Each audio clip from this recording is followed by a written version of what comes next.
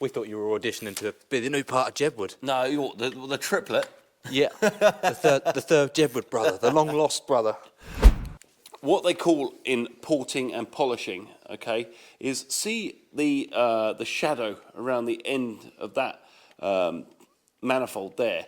Well, basically, we can open that right up so that we can match the cylinder head. So basically, the exhaust will flow nicely into this exhaust manifold. Ow!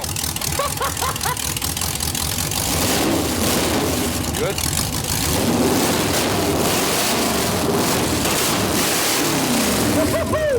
I'm gonna skip my breaks, I'm gonna make mistakes. I'm gonna skip my breaks, I'm gonna make mistakes. I'm gonna skip my breaks, I'm gonna make mistakes. Look at beautiful stars, I wanna drive a faster car.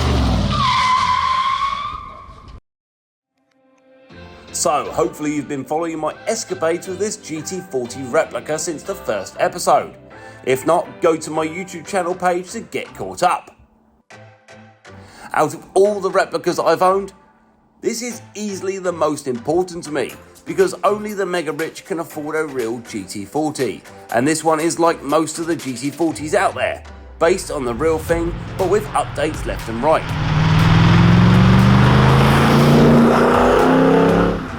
With my fake F40, my fake Diablo and my fake NASCharger, it really was a case of mutton dressed as lamb. Now, effectively, I'm not pretending I have something I don't. I'm driving a replica because when it comes to GT40s, these really are the only GT40s that are available, unless you're absolutely stinking rich or fortunate enough to find an original. Hey then guys, and welcome to this episode of Make or Break. Today we have overcome the running of the vehicle, and on this episode we're going to be removing the exhaust snake.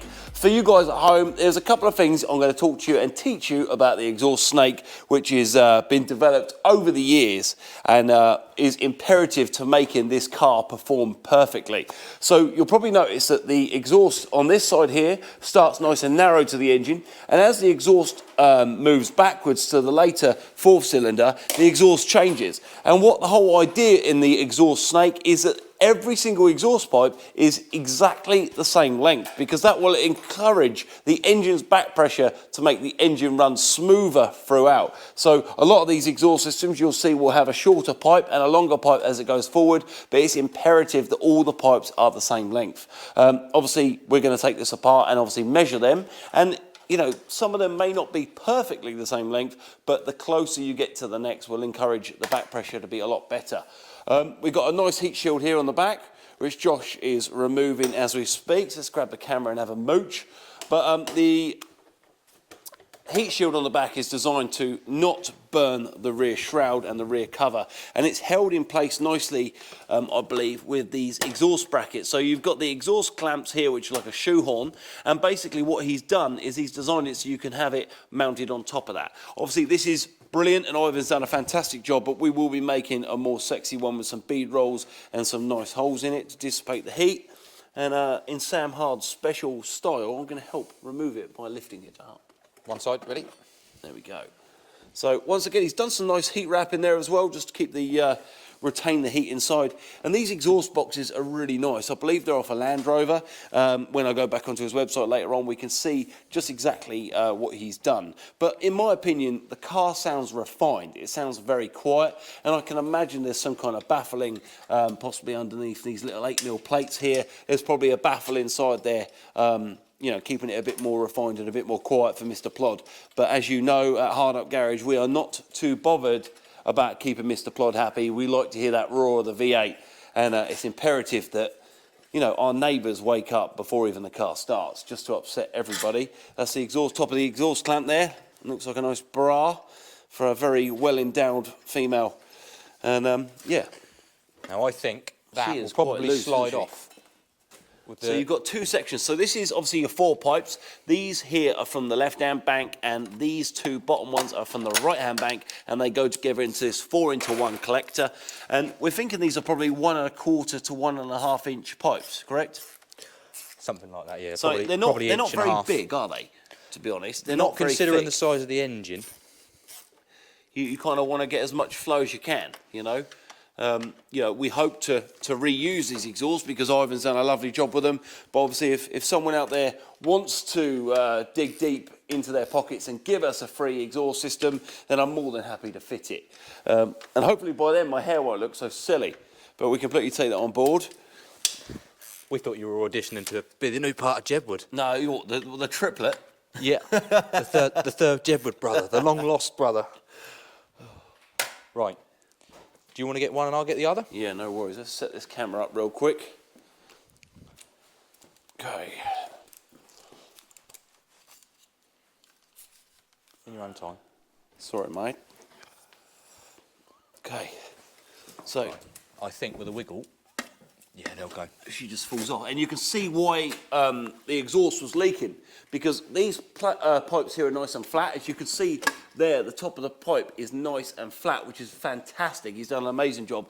But what you can see here is a couple of these pipes are shorter than the others. And there is a lot of weight there. It really is a heavy exhaust for, this is supposed to be a race car, and the weight is really important, isn't it? And to have something that heavy, I think we could really work on that, and we could really reduce the weight just by maybe replacing these boxes. Also, this exhaust drop-down pipe here, 3-inch, 2.5 to 3-inch drop-down pipe. It goes down and it would come out of the centre of the rear bumper. But what you see on the original Mark IIIs is it actually comes out below the lower part of the valance and the number plate. So, I think we're going to have to bin these, and maybe, or even we might be able to reuse them. All about recycling and not throwing stuff in the bin, but we might be able to reuse them and make it a little bit more authentic.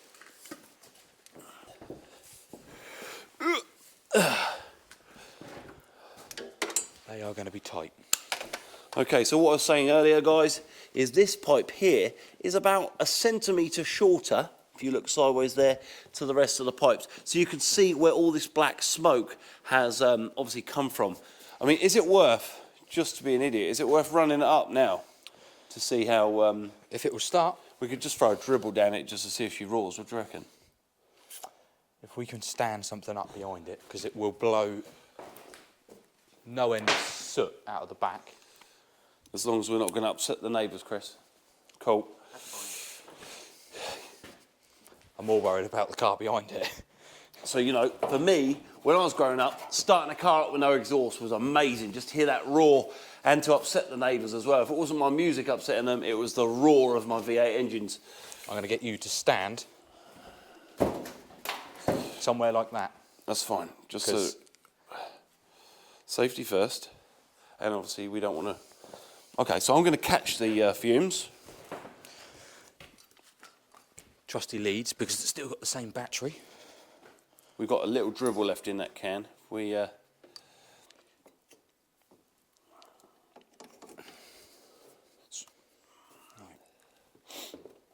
just went on the battery terminal in the end, it was a lot better. You get it on there, yeah, okay? just got it straight on there, it was all right. So what I'm doing here, guys, holding this drip pan here, there's a very, very expensive car behind me that you can't see, and it's imperative that we protect his other customers' vehicles. Anything could fly out of that exhaust, hopefully no valves or ends of spark plugs or any debris, but any bit of soot or anything can fly out and damage his lovely car. So it's your legs. All my legs, yeah. Right. Fuel pump. Right. It might fire, it might not. Okay. Now. Good.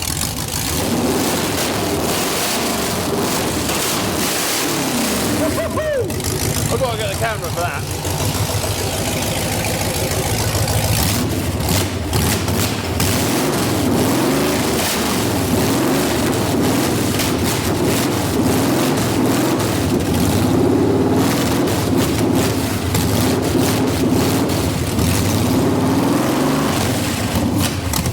Running out.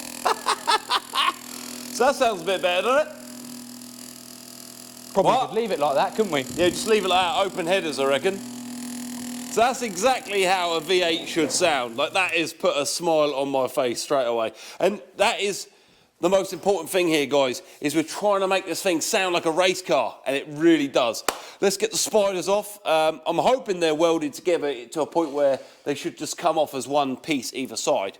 So let's get them off and see where we are. They are individually mounted. Yes, so Normally on the manifold end, there'd be a big plate, but they're not. They're individually mounted, so they may come off one by one. We'll see. Let's give it a go. I see what you mean, because they've actually got singular. So when you have exhaust manifolds on a car, okay, you'd normally have a manifold per side. So you'd have a big plate like that would go along the block of the face of the engine, and then you'd have each exhaust welded to it separately. So when you take it off, you can take it off as one big spider. But what I think we're going to have here is we're going to have singular pipes, and it all comes off as 8 separate pipes, plus our 2 collectors and our cans. So what we might need to do is actually mark these, a right, a left-hand side, 1 starting from the beginning, 2, 3, 4, so that, you know, when they are laid out on the floor, if they do get mucked around or messed up, then we can work out exactly what they are. Can I borrow your Sharpie, sir? Is that all right? You can do, yeah. You know what you have done? What's that? You've made that exhaust very hot. Right, this is stupid, isn't it? Because we're going to take this heat cladding off, aren't we? Right. Are you trying to write on it? I was going to write on it. Guys, what I'm going to do is... The best thing you can do is take a photo. Take some photos. Photo says a million words. There we go. Getting loads of different angles. Guys, it's the same as anything. If you're going to, you know, my dad once told me that if you're going to take something apart or you're going to pay someone to fix it, take it apart and try and fix it yourself, because either way, you've got to pay someone to fix it anyway. And, you know, taking photos really helps. Also, if you're taking wiring apart on a car, you know, take some photos, because at least you can retrace your steps and find out exactly where each of those wires went. 1 down. 1 down. 16 to go.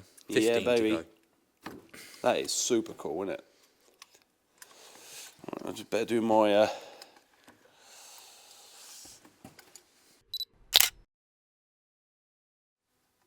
My hair looks ridiculous. Oh well. Past caring. Right. I was supposed to have it go this like silvery grey colour, which would have been really cool, you know? Less homosexual anyway. And it doesn't look bad. It doesn't look too bad. Right. Oh. See, he's done some nice stuff to it. Like, you know, some of the stuff you look round, you can see he's done well. Like the rear gearbox mounts are really, really nice. You can tell he's bought the proper ones. But the rear shoehorn you see that you can buy from Thingy is not far off what's already on it. Like that, the shoehorn's a bit that goes like that. But right, let's go back camera, see what you're doing.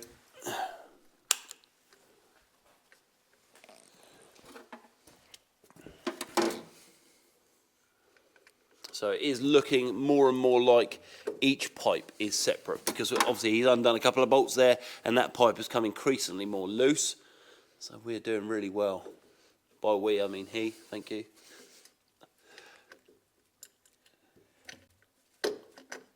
Fortunately for me, they are cooling down.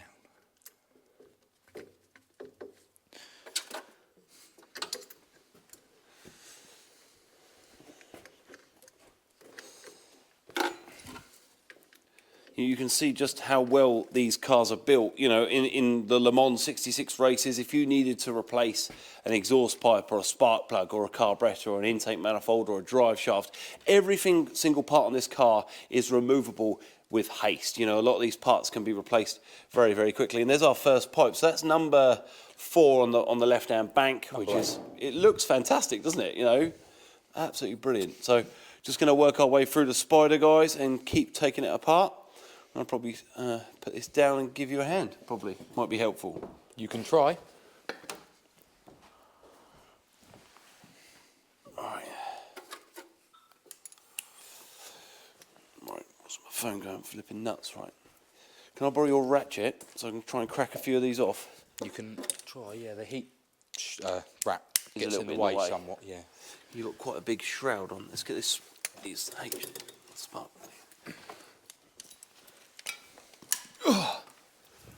Right.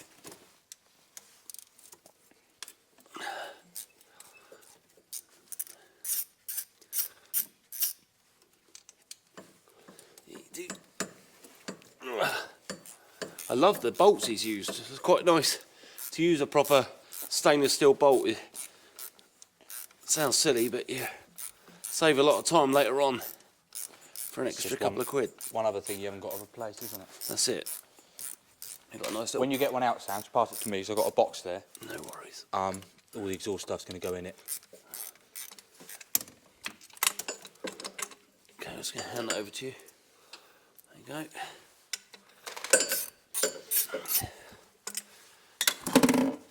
There we go. You can see why they call them a snake pipe. They do intertwine a lot. That's a lovely bit of kit there. Look at that. Imagine if you wanted to try and make that just out of a bit of pipe. But what you can see here, okay, is see the soot that wraps around there? That means that the exhaust is struggling to flow through this exhaust. Can I give you that quickly? All right, another bolt there. Wonderful. Where's your torch? So, what they call in porting and polishing, okay, is see the shadow around the end of that manifold there. Well, basically, we can open that right up so that we can match the cylinder head. So basically, the exhaust will flow nicely into this exhaust manifold.